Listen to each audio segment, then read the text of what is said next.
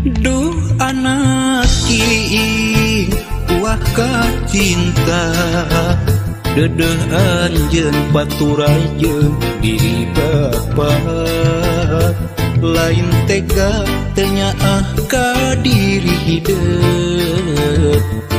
bapa pisah jeung emak meureun geus kieu takdirna dalah teu bisa dinahanna.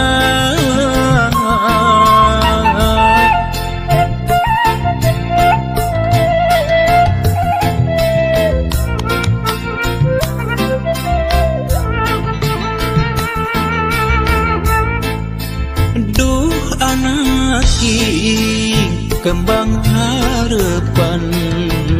sing sabar dina nyusi kahirupan